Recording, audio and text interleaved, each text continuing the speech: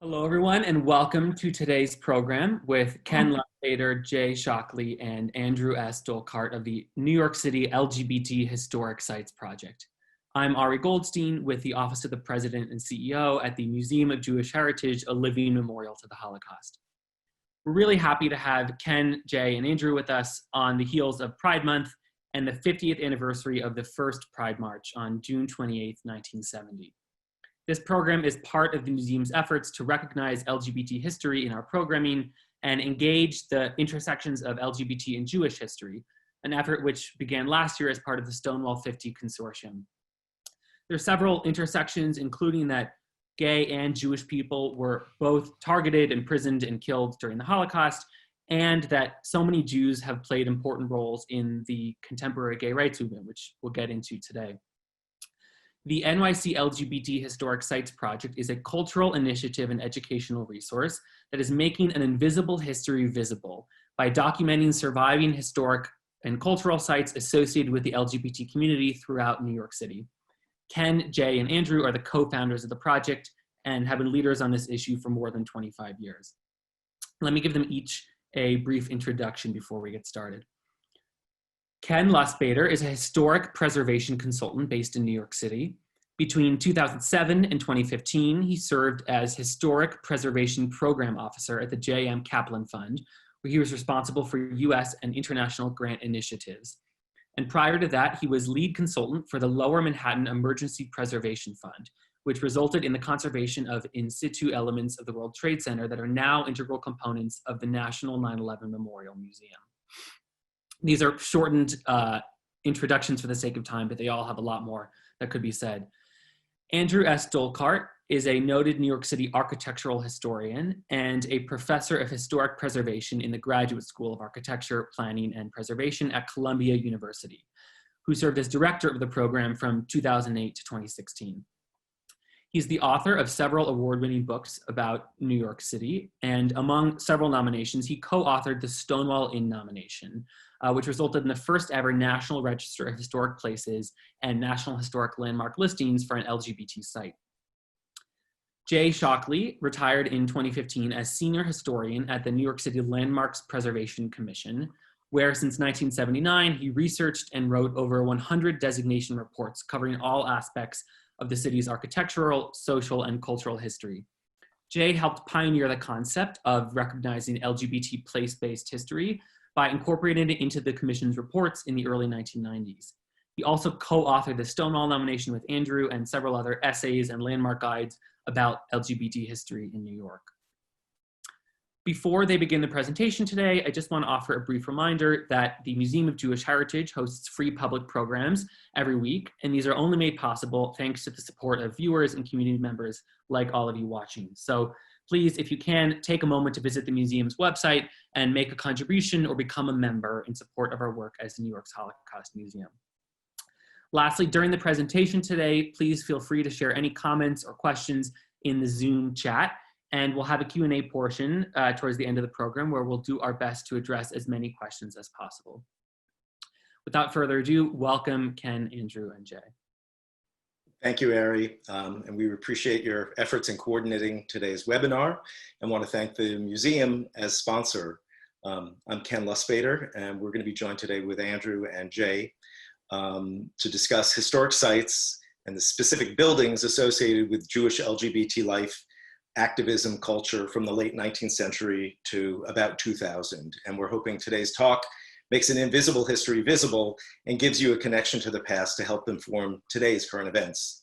I'm going to give you a brief introduction about the project itself, and then we're going to launch into using various themes and buildings to educate you on LGBT life. So I'm going to just advance this now and share my screen. So here we go. Oh. There we go. So, as Ari said, the project is a cultural heritage initiative and educational resource. We're documenting extant historic sites throughout the city of New York in the 5 boroughs. Jay, myself, Andrew, and the entire project team are historic preservationists. So we're very interested in the physical connection and space that buildings present in the city and how we can embed them with this history. As such, we have a website that has about 270 sites categorized, you can see on the right screen, by building type. And on the left, you'll see a filter on our map that you can attach various associations with, cultural associations such as arts, politics, performing history, and so forth. The map is sort of the best manifestation of what we're doing online. Each entry has a statement of significance with archival information, ephemera, sources, and so forth. And it's like a mini exhibition, and that creates a cultural landscape. If the map is a bit overwhelming, we've created themes, one of which you'll be hearing about today, Jewish LGBT life, but we've got about 20 of them that you could dive into on the website. And the project is also nominating sites to the National Register. When we started, we got a federal grant to increase diversity on the register. This is the Alice Austin House. We amended the nomination to include in her 50-year plus relationship with Alice Tate, as well as her transgressive photography that was quite pioneering at the time in the late 19th, early 20th century. And we're also advocating for local landmark designations. We advocated for the individual designation of Stonewall in 2016, as well as last year's designations of these six subsequent sites that you see here. Right now, New York City has a total of 7 LGBT landmarks. We have a social media presence that's quite robust. Please visit us. You could visit the website and learn more about the project. So as I said, today's topic is on Jewish New York, and we're going to be exploring 4 categories. Though here earlier, Jewish immigrants arrived in New York City in significant numbers from Germany in the mid-19th century, and then particularly large waves in 1880s from Eastern Europe. LGBT New Yorkers mostly descended from middle-class families, working families, and have had a profound impact on the American arts, LGBT activism, and religious life.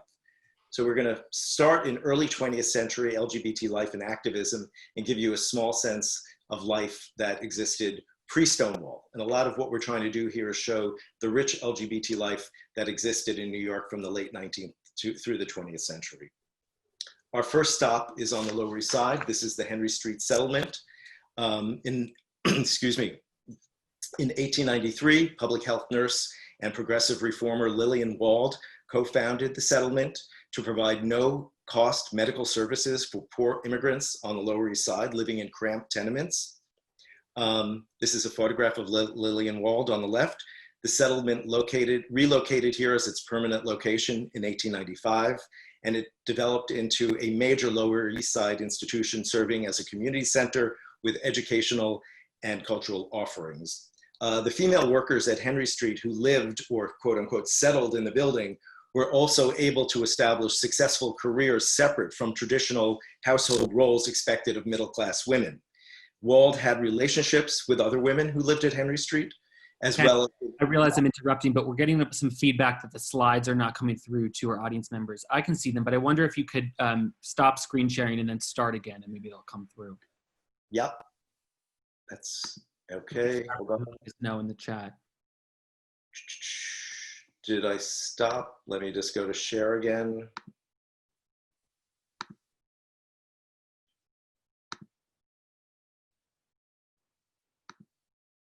Okay, great. This should have fixed it. Is that, can someone get back to say it is seeing, the person who hadn't seen, is it visible now? We're getting a bunch of yes. Yes, people are saying yes. Okay, great. Could you just back up for a second? They lost you at the Alice Austin house. Oh, okay. So I'll quickly just say, if you were listening, this is the website. We have a robust social media presence, and we're going to be exploring Jewish New York. And without going into that, I'm going to just start with the Henry Street settlement, which is really our first stop. As I was saying, it was founded in 1893 as by Lillian Wald, who was a public health nurse and progressive reformer. The settlement house provided no-cost services, medical services to poor immigrants on the Lower East Side that lived in many of the tenements there. It settled at this location in 1895 as its permanent home, and it became a major institution on the Lower East Side as a community center with educational and cultural offerings. The workers who lived here, the female workers who lived here or who settled in the building, were able to establish successful careers outside of the traditional role that was expected of middle-class women at the time. And Wald herself had many relationships with the women who lived at Henry Street, as well as with many of its benefactors, the wealthy benefactors. According to historian Blanche Wiesen-Cook, quote, "The details we have make it abundantly clear that Lillian Wald lived in a homosocial world that was also erotic. Her primary emotional needs and desires were fulfilled by women." And to this day, let me just go to the next slide. This is a photograph of Lillian Wald as a young woman. On the right is an early Jacob Lewis Hines photograph inside the settlement. And the settlement today still continues to be an important community center providing cultural services at this location. The next stop is a lot of people still can't see the pictures. Does anyone, Ari? Oh. Yeah, Ken, I'm not sure why folks are having trouble seeing them. We are getting a lot of yeses. So no. Those of you who are having trouble seeing, maybe exit the Zoom webinar and try to log back in. Sorry for the technical difficulties. No. Should I continue? I just want to make sure, I think. Yeah, I would go ahead and continue, Ken. And for all of you who are watching, let me make a note that this program will be recorded and posted to the museum's YouTube channel afterwards. So if you missed any portions, then there'll be an opportunity to see it again. So this is Eve Adams Tea Room, which is in the West Village, or the Village, McDougal Street, just south of Washington Square. Eve Adams, as it was known, was a popular after-theater club run by Polish Jewish lesbian immigrant Eva Kochover from 1925 to 1926. As many of you know, by the 1920s, the Village became one of the first neighborhoods in New York City that allowed and gradually accepted an open gay and lesbian presence. This location was also a few doors down from the Provincetown Playhouse, so it got an after-supper crowd, all women. The tea room had a sign that allegedly stated, "Men are admitted but not welcome." There was a police raid on the location that was tipped off by a neighbor who was very upset with the congregation of lesbians there. Kochover was arrested and convicted of obscenity, for Lesbian Love, a collection of her short stories, and for disorderly conduct, and she was eventually deported. She returned to Europe and settled in France, only to be detained in 1943, where she was then eventually murdered at Auschwitz. Magnus Hirschfeld was a German, Jewish, gay physician and sexologist. He's considered one of the most important early gay pioneers of LGBT rights of the early 20th century and an outspoken advocate for sexual minorities. In 1897, he founded a group to advocate for homosexual and transgender rights. In 1919, he started the Institute for Sexual Science in Berlin, which was the first institute for sexology in the world. Unfortunately, his archive and the museum, the library were all destroyed by the Nazis, but he left Germany in 1930 for a tour in the US and settled for a few weeks at the Hotel New Yorker on the 40th floor. He was billed for this tour as the great Einstein of sex. So while he was in New York, he stayed at the New Yorker, and he was asked why, and he said, "Because towers reaching to heaven seem to me the very symbol of the America I love and of her high aspirations." Due to the increased anti-Semitism at that time in Germany, he extended his tour in the US and eventually actually extended it around the world because of the rise of anti-Semitism, eventually settling in Switzerland in 1932. And then he wound up in France, where he died in 1935. But he's really one of the most important people in early 20th century life, gay life. we're going to hand it over to Andrew now and to address arts and culture. So one of the major things that we have tried to do is to show the influence that LGBT people have had on New York and American culture. And I think you'll get a sense of that, of just how significant queer people have been to American culture, just from the few sites that we're going to look at. So we're starting here at the Apollo Theater. This building on 42nd Street was the street facade for two theaters, the Times Square and the Apollo. So the Apollo was entered on 42nd Street, but the theater itself was actually on 43rd Street. And in 1923, this was where the play The God of Vengeance opened, the first lesbian love scene on Broadway. This was a Yiddish play, Gott vom Nikon, from 1906, written by Sholem Asch. It had played in Yiddish theaters in Europe. It opened in 1907 on the Lower East Side, where it was very controversial because it's about a Jewish brothel owner and his very protected daughter who has an affair with one of the prostitutes. And so it was controversial within the Jewish community when it was a Yiddish play. And then it was translated into English in 1922. It premiered at the Provincetown Playhouse, which Ken mentioned a minute ago. And then in 1923, it opened at the Apollo Theater. And to very nasty reviews, a typical one, a more foul and unpleasant spectacle has never been seen in New York. And the Society for the Suppression of Vice lodged a complaint against it.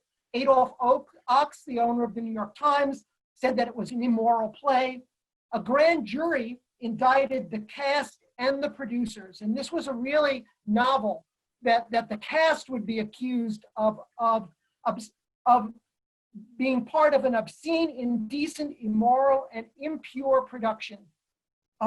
Several people were found guilty. Eventually, the charges were reversed. And if this story sounds familiar, it's because some of you may have seen Paula Vogel's play Indecent when it was either off Broadway in 2015 or at the Court Theater on Broadway in 2017. So this is a really compelling story. And if, like me, you were lucky enough to see a production of God of Vengeance at the Williamstown Theater in 2002, you know how powerful the play actually is.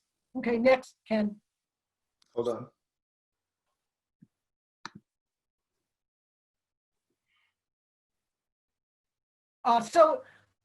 This is the Empire Hotel right across the street from where Lincoln Center is today. And this is where the great American composer, one of the leading figures in American music and the creation of the so-called American sound, Aaron Copland, lived here in a small studio apartment on the 10th floor from 1934 to 1947. The next, at the absolute peak of his career.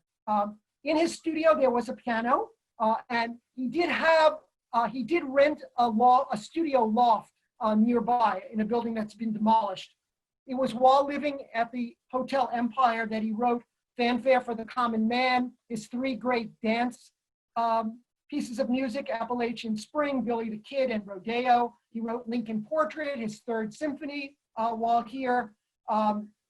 It was while he lived here that he had a brief affair with Leonard Bernstein, who was, Copland was a mentor to Bernstein. And so, he lived here for well over a decade. Then he lived in a few other places in New York City before moving out of the city and moving to Cortland in Westchester County. So this was a really important place for Copland during the height of his career. Can I have the next?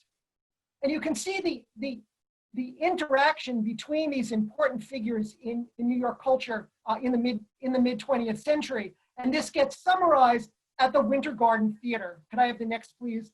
Because it was here in 1957 that West Side Story opened. And West Side Story was almost entirely the work of Jewish, gay, and lesbian individuals. So it's a really great link for our discussion today. You can see from the poster where all the names, the librettist Arthur Lawrence, the Leonard Bernstein, who wrote the music, Stephen Sondheim, who wrote the lyrics, Jerome Robbins, who directed and choreographed and came up with the concept for this. And the four of them are dressed in white. And the producers in the middle are the two in the jackets and ties. They're the two straight people in the picture. So, and besides these individuals here, the costume designer, Irene Sharaff, the lighting designer, Jean Rosenthal, were also were Jewish lesbians who were involved in this production. So it was a really amazing confluence of Jewish and queer individuals. And by looking into the theater, could I have the next? We were able also to trace other histories and other connections here. So the places where a lot of these artists lived are on our website as well, and it allows us to delve a little bit more into their lives. Leonard Bernstein lived at the Osborne at the time when he wrote Wonderful Town, Candide, and West Side Story, and the film music for On the Waterfront. Although he was married at the time, Arthur Lawrence said that Bernstein was a gay man who got married. He wasn't conflicted about it at all. He was just gay. And in fact, of course, he had many, many affairs. He was quite well known for that. And so he lived here until he became the conductor at the Philharmonic, and then he moved to the Dakota. Can I have the next? We also, on our site, is next, Jerome Robbins' house. Robbins purchased this in the 1960s. Robbins was the great choreographer for Broadway and for the ballet. And he worked out a lot of his choreography in his living room, as you can see in the image on the right.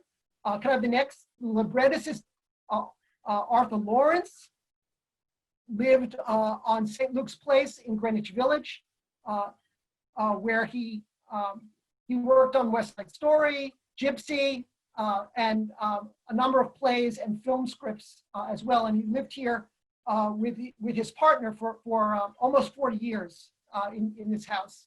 Next.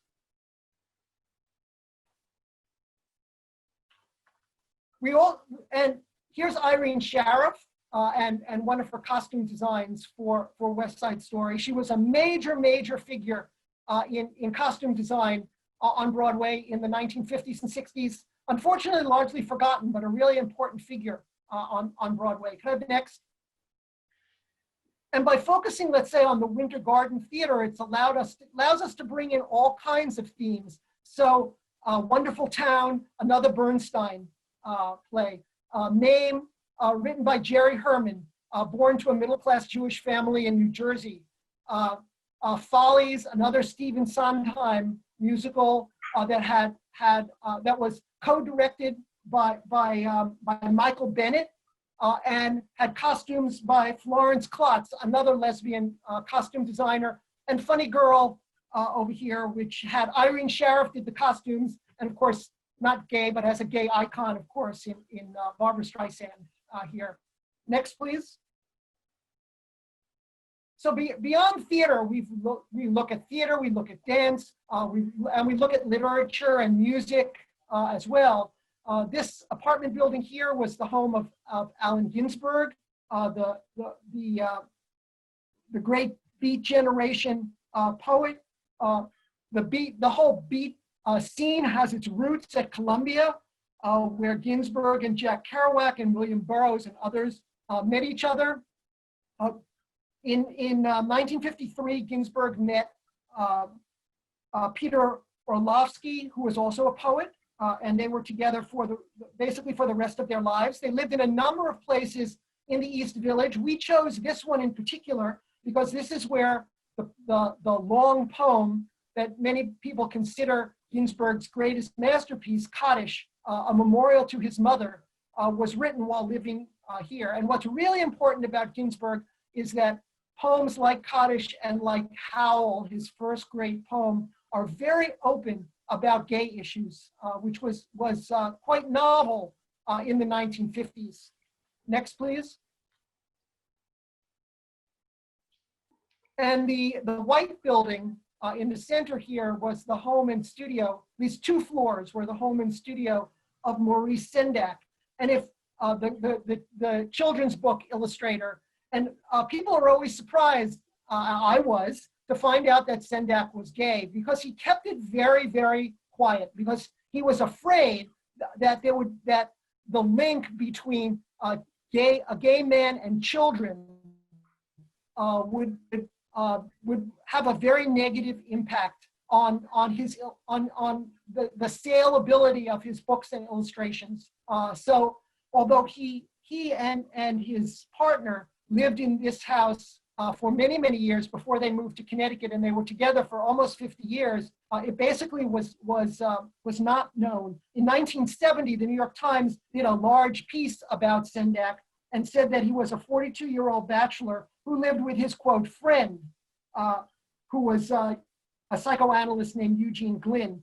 Of course, Sendak is most famous for Where the Wild Things Are, which won the Dolkart Award, which is the major award for children's book illustration.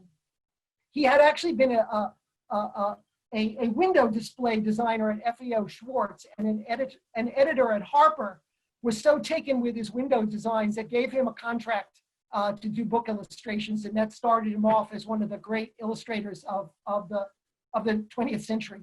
So next, I think I'm going to be turning it over to Jay, who's going to talk about activism. I'm going to do a couple of sites in the interim, but we're going to shift to activism. Oh. And these are specifically buildings, residences associated with activism. And the first one is going to be the childhood home of Frank Kameny, the sort of pioneering gay rights activist. He was born in early 1920s. This was his home from 1925 to 1948. And it's where he decided as a child he wanted to become an astronomer. Kameny then went on to obtain a doctorate of astronomy at Harvard and was living in Washington, employed by the federal government by the 1950s.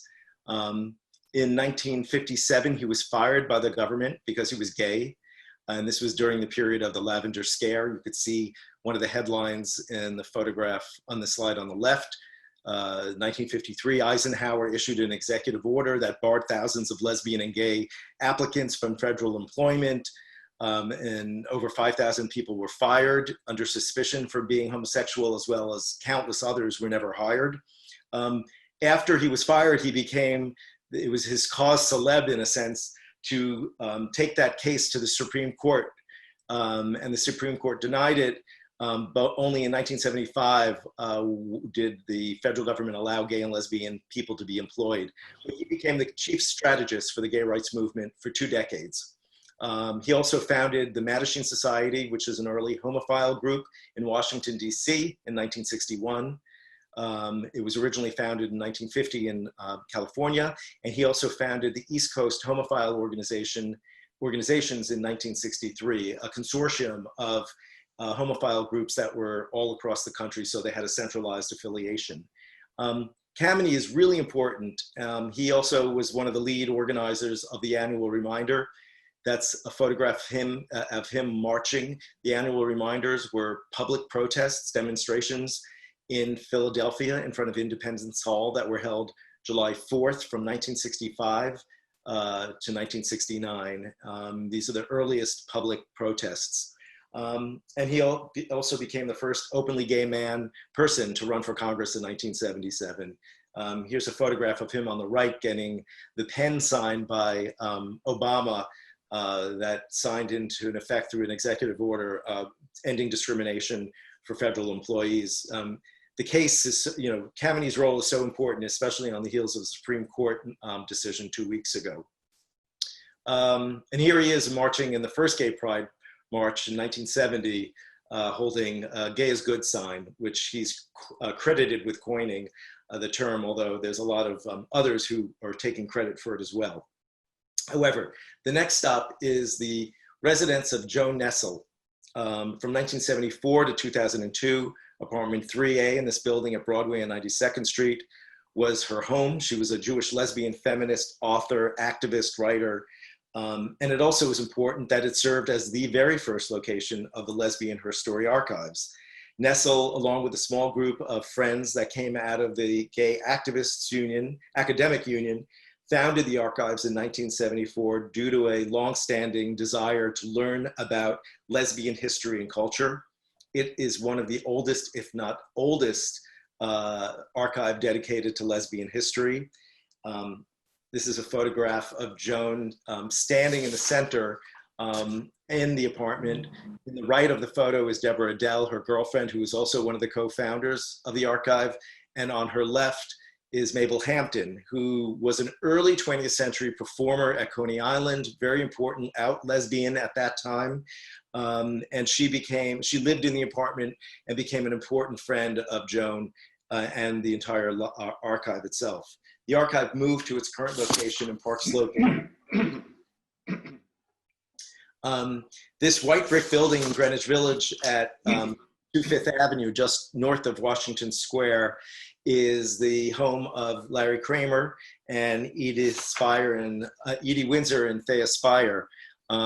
So this building has had an incredible amount of association with activism, health, theater, literature, and politics. It's also was the home of Bella Abzug and Mayor Ed Koch after he left the Gracie Mansion. Kramer lived here for more than 3 decades until his recent death.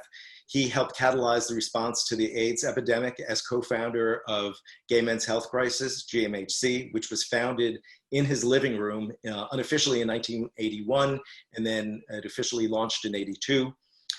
In response to what he felt was GMHC's and the LGBTQ community's tepid response to the devastation of the AIDS epidemic, he was the catalyst really behind the formation of ACT UP, the AIDS Coalition to Unleash Power. Beyond his activism, his literary achievements included the play The Normal Heart in 1985, as well as the author of other plays and books on American history. It's also, here's a picture of Kramer by Robert Giard in his apartment. And this is a photograph of Thea Spire on the left and Edie Windsor on the right, who were also residents of this building from the 1970s when they moved in. Windsor, as most of you probably know, was the lead plaintiff in the Supreme Court of the United States decision, which overturned Section 3 of the Defense of Marriage Act. When Spire died in 2009, Windsor was the sole beneficiary of her estate. She then had to pay an estate tax bill of about $365,000 because the federal government did not recognize their marriage, which was recognized in New York State. Had the federal government recognized the marriage, she would not have been subject to that estate tax because of the spousal deduction wouldn't have kicked in. So she took it to court with Roberta Kaplan as the attorney, and she won in 2013, which the Supreme Court said any state recognizing same-sex marriage has to be federally recognized the same as heterosexual couples. The IRS returned her money with interest, she liked to say. And this Windsor decision was followed in 2015 by the more expansive case, which ruled that same-sex couples had the right to marry, constitutional right to marry anywhere in the nation. I'm gonna hand it over to Jay now. We're gonna look at gathering spaces associated with LGBT history. Or I should say, Andrew. Actually, I'm back again briefly. So this is a former Presbyterian church in Brooklyn Heights that's now apartments. But in the upper room of this church, on November 6, 1970, the House of David and Jonathan held its first services. And this is thought to be the first gay Jewish house of worship, the first gay synagogue in America. It only lasted for 6 weeks. It was founded by Rabbi Herbert Katz. Katz said, as is quoted here at the bottom on the right, homosexuality in the Jew is perfectly acceptable. There is nothing wrong when you love, if you love dearly and cherish. The synagogue had about 35 members.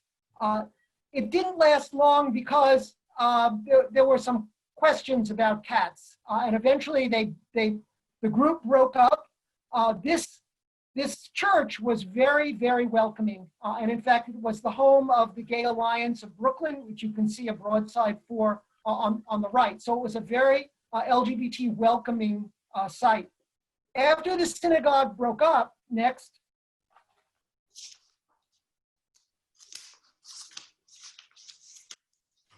a few members got really interested in establishing a gay synagogue in New York, and in February of 1973, the first services were held for Beit Simchat Torah in the parish house of the Church of the Holy Apostles on 9th Avenue in Chelsea, and you can see the ad here for their first service on February 9th. This was in the Village Voice, and it attracted about 15 people came to this initial service. The idea for this was from Jacob Gubay, who was a Jewish man from India, and it attracted some of the people that had been members of the Brooklyn synagogue. They were incorporated later in the year, later in 1973. They continued to hold their services at Holy Apostles until 1975, when they moved to West Beth in Greenwich Village, which we have a picture of. Next, please. They eventually grew so large that they had to move their Friday night services back to Holy Apostles for many years, but then in the actual sanctuary of the church. And then in 2016, they moved to their current location. Okay, now I'm finally going to hand it over to Jay, who's going to take over the rest of the presentation.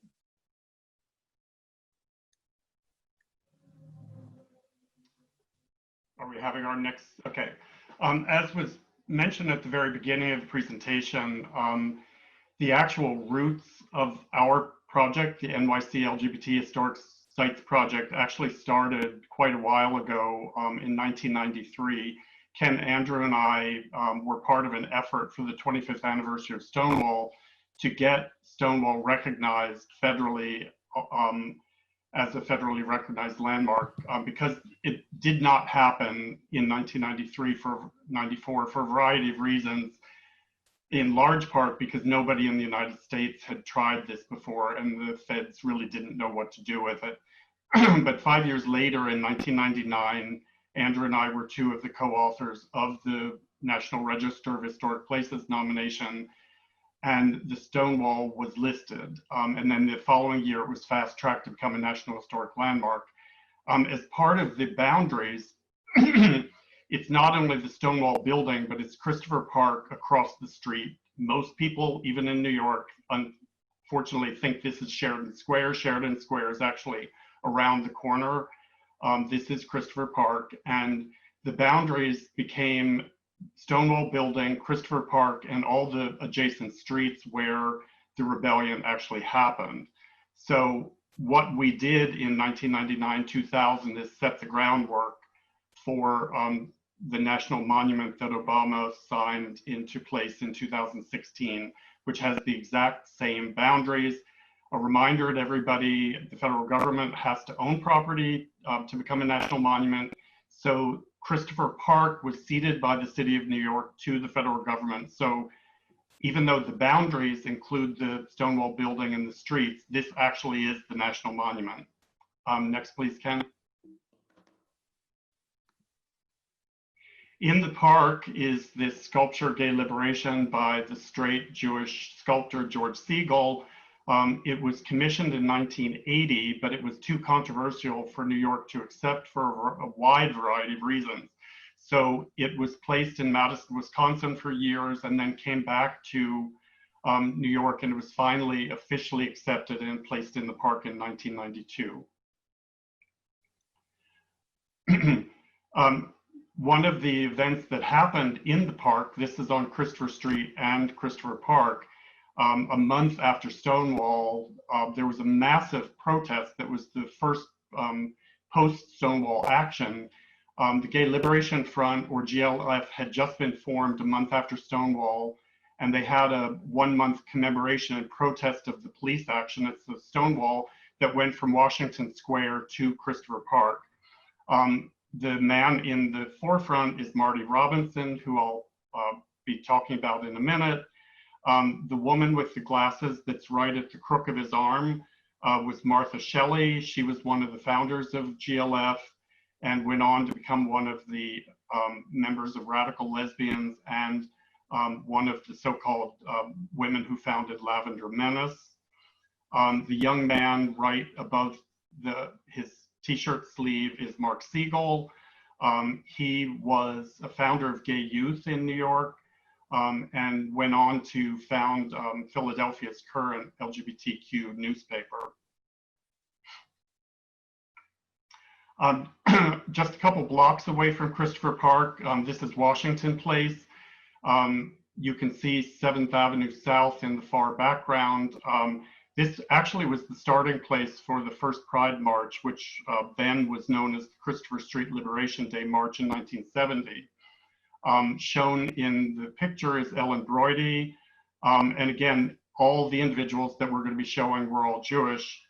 She was one of the four organizers of the first Pride March, and she was president of NYU's Student Homophile League, which was the second university group started after Columbia's. A reminder that, as I mentioned before, the Gay Liberation Front was founded just a month after Stonewall in July of 1969.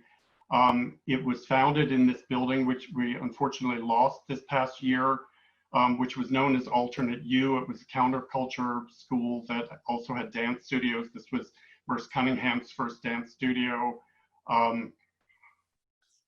And even though they still had some of their educational activities in this building, along with the next group, which was Gay Activist Alliance, which was founded 5 months later in December of 1969, all of the meetings of GLF and GAA were held at the Church of the Holy Apostles that Andrew just showed, where the gay synagogue was founded. That really was the first important LGBT community center in New York from the late 1960s until about 1974. When GAA, after GAA was founded in December of 1969, most of the members that founded GAA had been founders of GLF. GLF was a leftist group that tried to ally itself with all of the other leftist progressive organizations at the time, including Black Panthers, the Women's Liberation Movement, the Anti-Vietnam War Movement, and so on. But they were criticized by a lot of people for being scattered in their focus. So when members branched off and formed GAA, the sole focus of GAA was, quote, the liberation of gay people. They took over this abandoned firehouse in May of 1971, and they were located here until 1974, when a homophobic arson fire burned them out. So this became, next please, this became the most important political and cultural center in New York from 71 to 74.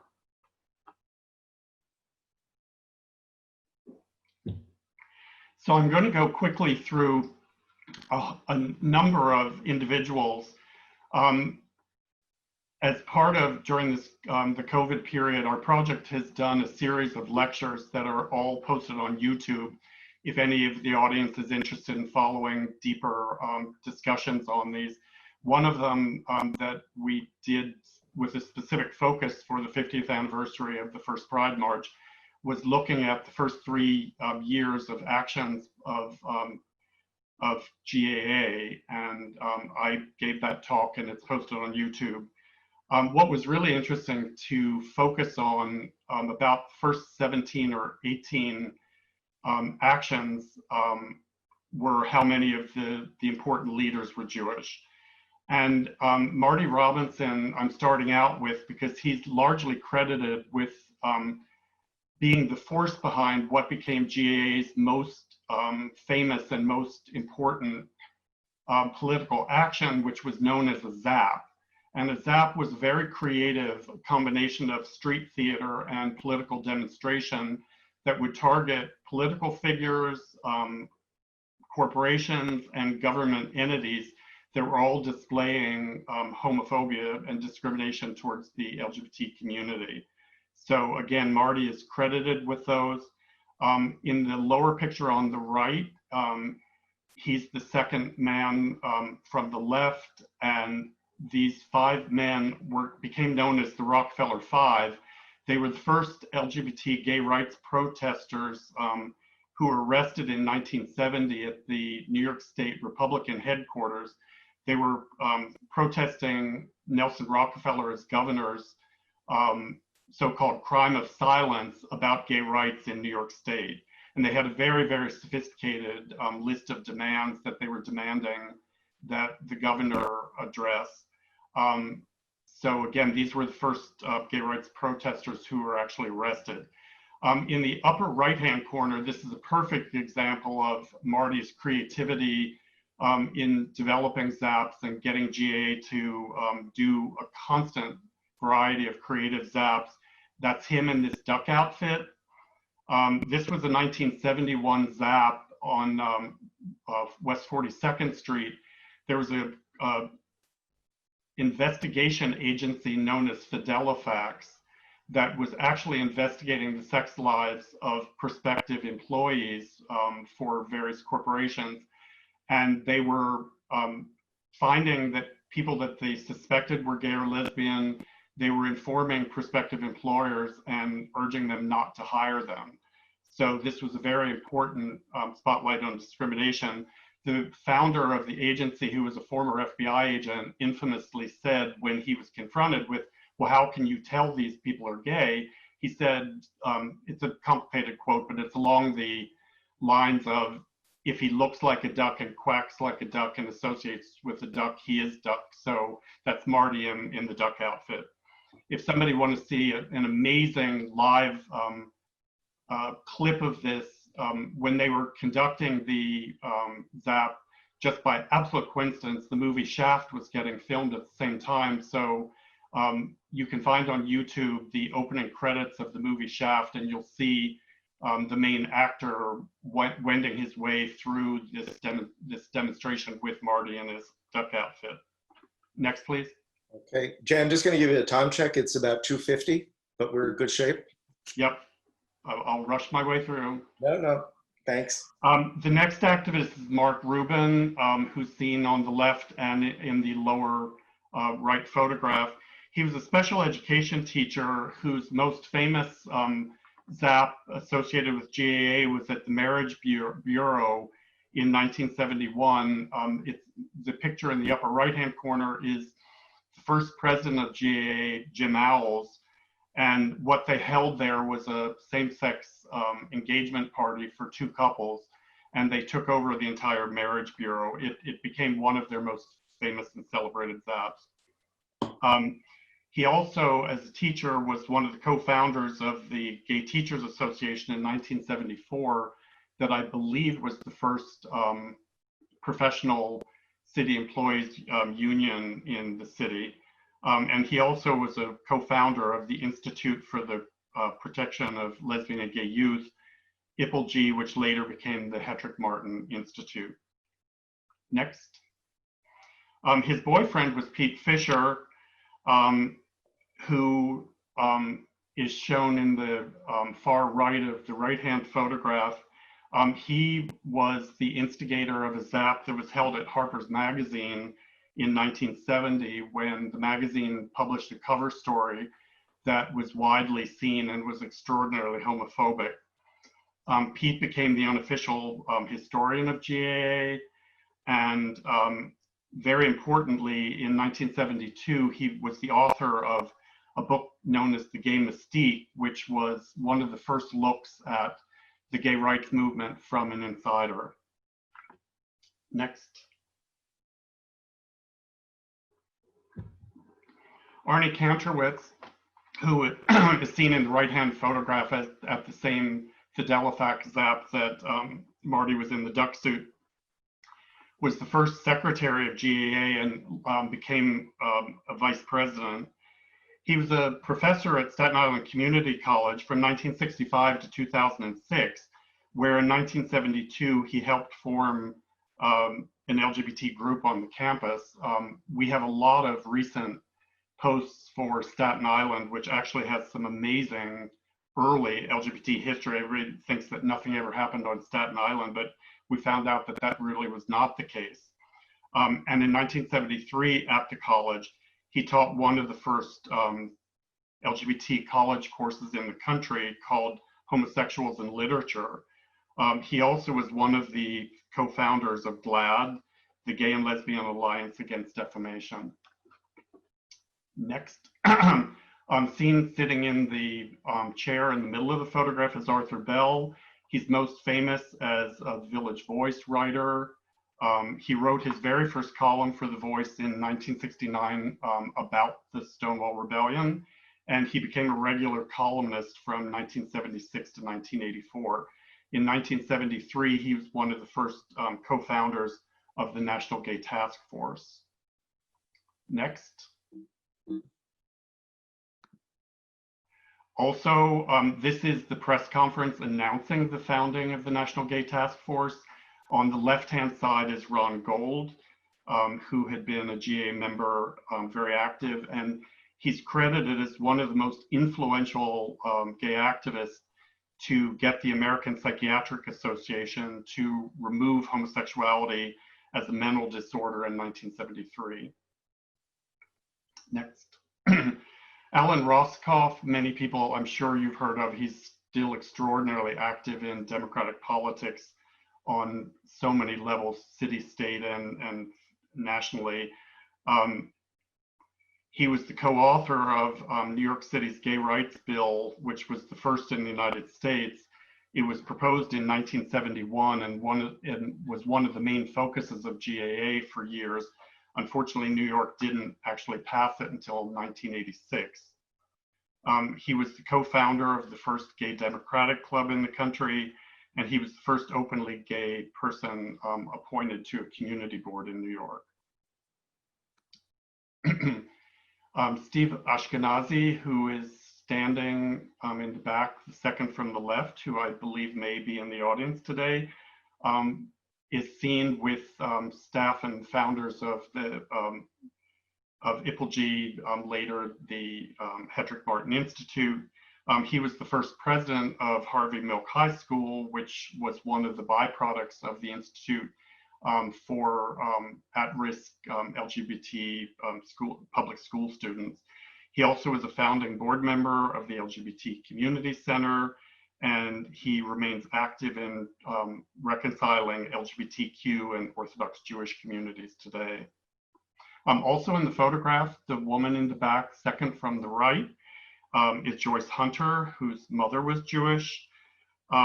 She's a research scientist and one of the absolute pioneering activists as an advocate for LGBTQ youth, and she was one of the co-founders of the Harvey Milk High School. And finally, Morty Manford, who is just iconic with GAA. He started out as the president of Gay People at Columbia University, which was founded in 1966 as the Student Homophile League, which was the first university LGBT group in the United States. And he became president of GAA in 1973-74. On the left, he was arrested at the Board of Examiners, SAP, in downtown Brooklyn. And on the right, he's seen at a protest in front of the 6th Precinct police station in Greenwich Village. Next, this was the Manford family residence where he grew up in Flushing. He was brutally attacked in 1972 at a zap that GAA had at the Hilton Hotel, and he was physically attacked by the president of the firefighters union, and he and the other activists who were attacked sued, but no charges were, there were no convictions ultimately. his mother, Jeanne, seen in the photograph with her husband, she was so upset that her son got attacked and the police did nothing to protect him or to try to arrest the men who attacked him, that she wrote a letter to the New York Post. And the following June, when Pride March happened, she very famously marched in that with the sign that parents should support their children. The response to this was so overwhelming that it caused her and her husband and Morty to found what today is PFLAG in 1973. So that summarizes our tour of sites in the city.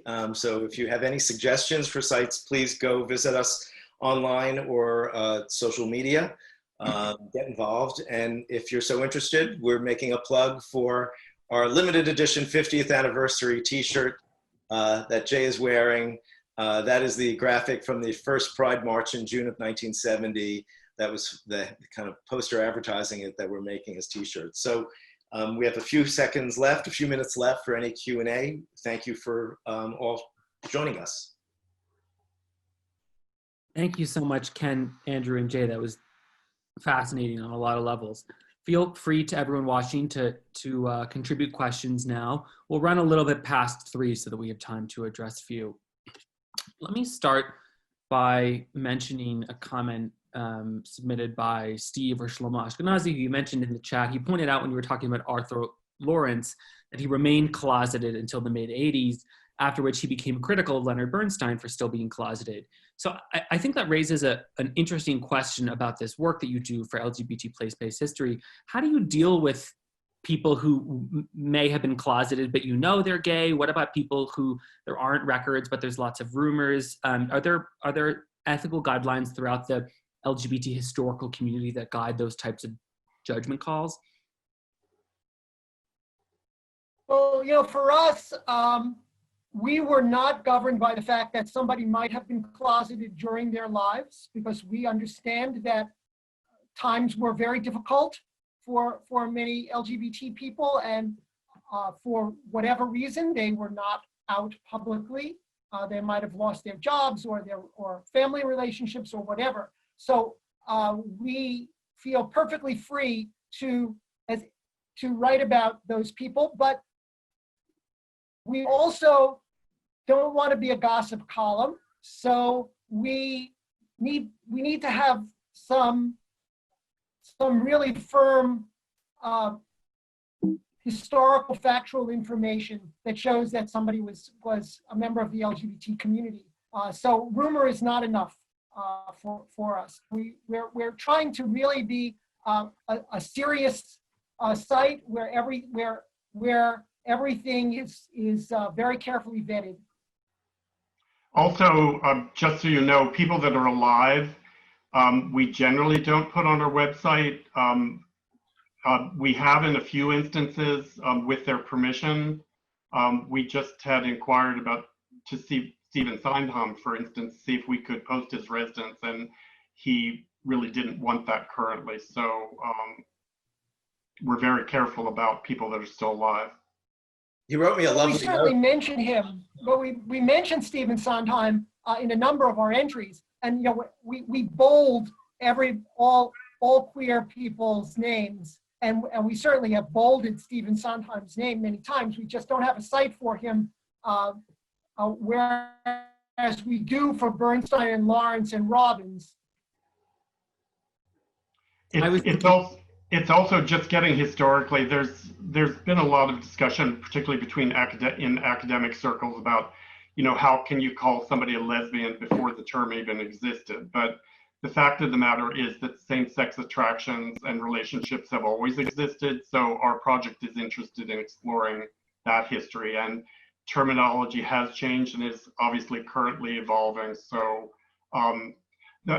we didn't say to everybody, when you explore our website, our project very consciously starts from the European founding of New York City in the 17th century up to the year 2000. So we're trying to cover as much territory as possible. And I see a comment from Shlomo Ashkenazi, Steve. I'm glad to know that he's on here. He says that Arthur was friends with many of us, and when they tried to get him to come out publicly, we tried to get him out publicly but there were no celebrities out then. But he insisted he would not come out while his mother was alive. So. You have covered a lot of ground, and I'm seeing comments about Ed Koch, Harvey Firestein's house, whether one of the Studio 54 founders was gay, Gertrude Stein. So there's more to be done. What I didn't say is that we have 270 sites fully documented on our website. We have another 300 that we are researching. So, we don't have on there Harvey Firestein. One of the issues that we're doing also is that, for example, we go up to 2000 and we have to have sites that have a level of significance. So we're not where Harvey Firestein was born necessarily, but where did he write Torch Song Trilogy or something of that importance. The same thing goes with Ed Koch. He's at 2 Fifth Avenue. We really don't mention him there because we, in some ways, don't want to celebrate Ed Koch. But we do mention him. I didn't say that Larry Kramer had basically a gag order by the board, co-op board at 2 Fifth Avenue because he was always yelling at him. And he was told, you cannot talk directly to Ed Koch. So what he did was he would go get his mail and he would see Ed Koch there, and he would tell his dog, that's the man that killed all of Daddy's friends. So indirectly, Ed Koch is mentioned. There's a good question. Ken is our resident expert on Studio 54, so if you want to know anything about the gay connection with Studio 54, contact him. Steve Rubel was gay. Mitch Rager was not. They modeled it after a gay club when they drove by one on 57th Street and said, oh my God, they've got a line out the door there. We should replicate that. There's a great question here from Courtney Schrage. She asks, how accessible, some of these are former residences, which I imagine are now current residences of other people. How accessible are the sites that you document as historic sites? And if I guess I would add, if someone was taking a socially distanced walking tour around New York, what are the sites that you would suggest are more interesting to physically visit? And Ken, talk about very few of them. Talk about the apps. Right. So, we're culturals, initiative. We're creating a cultural landscape while we're preservationists. We are looking at architecture and value the architecture and the history of architecture in New York City as well as elsewhere. But the sites that we are highlighting are not going to win any beauty contests necessarily for their architectural pedigree. But they are interesting nevertheless to, sort of see in context. One of the advantages, for example, of Greenwich Village, where you can see so many extant sites, is that it was designated a historic district by the city of New York in 1969, so it's preserved, as opposed to in Harlem, many of the sites that were LGBT related have been demolished. So while we know them, we're not necessarily putting them on our website. At the same time, if you go to our website, we have an app, you can download it through a third party, and it has a number of these tours where you could sit at home now and actually visit with the same content from our website.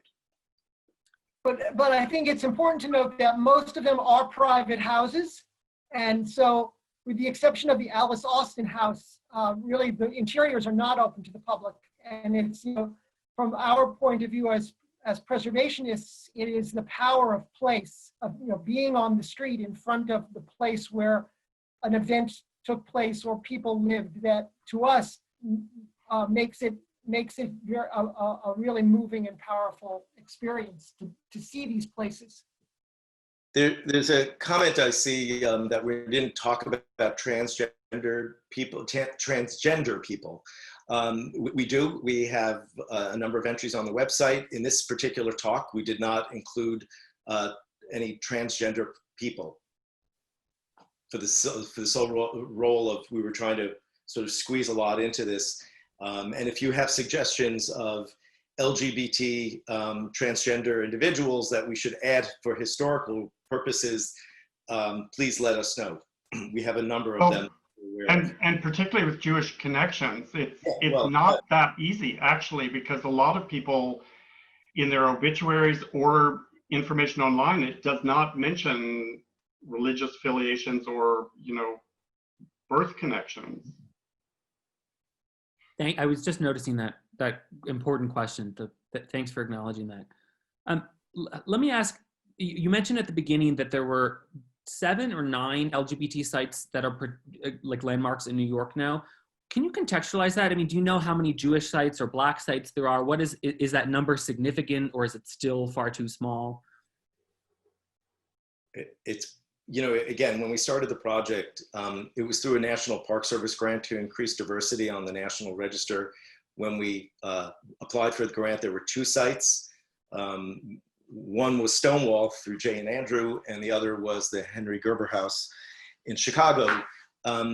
Now there are probably, I may be off 1 or 2, there are about 22 throughout the country, 8 of which are in New York.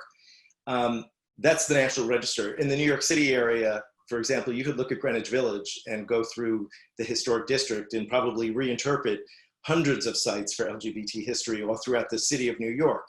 There are 7 that are designated now. It's a very small number, and I can't compare it to African American designations or any Latino or Latinx designations. All I know is that we submitted a list to the LPC of a number of sites. What we didn't say is we created a document called the Historic Context Statement for LGBT History in New York City that's voluminous, that goes through themes with not just Jewish history, but all of these themes and how to evaluate sites, and shared that with the commission. But it's a small number in relation. To contextualize it a bit more, of the 22 or so sites in the United States, the National Register of Historic Places has over 93,000 sites. Wow. Stonewall was the only one in the entire United States for 12 years until the Gerber House came along. 5 cities, when I was on the Landmarks Commission staff, there were 5 cities that beat New York in doing 1 gay landmark per city. Chicago, LA, San Francisco, Louisville, Kentucky, before New York. And New York was totally resistant because the Stonewall building was in the historic district. They finally agreed to do it as an individual landmark. But so again, many of our sites on our website are in historic districts, but they're not recognized in the documentation. And there's more protection if they're individual landmarks than if they're in historic districts. But that said, New York is actually the leader now in terms of local designations.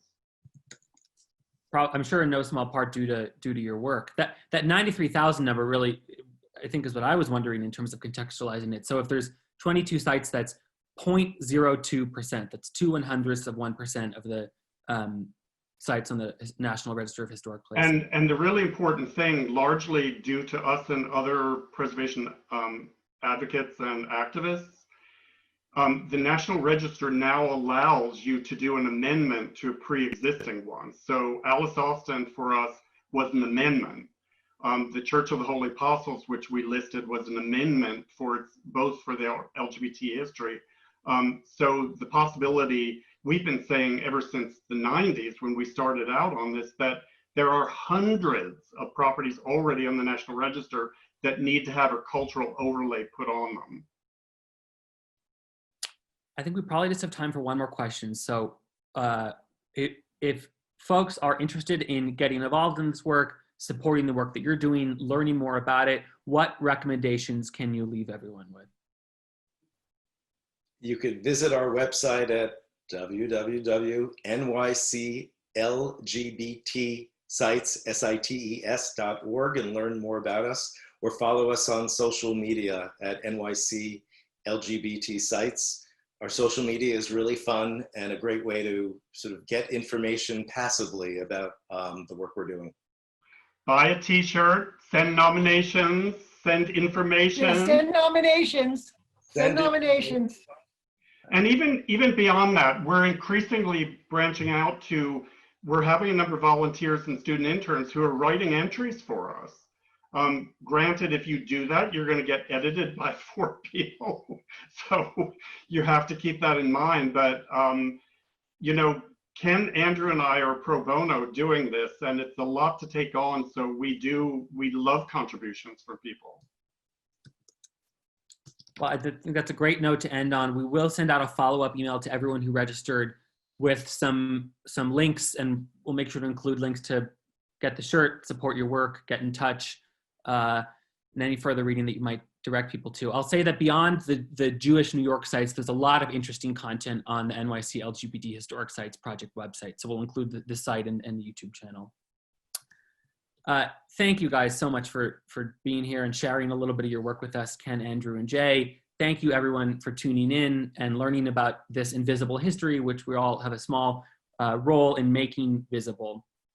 I'll remind you that the museum has 2 public programs every week, free and open to anyone who's interested. So check them out at mjhnyc.org, and have a great rest of the afternoon. Thank you.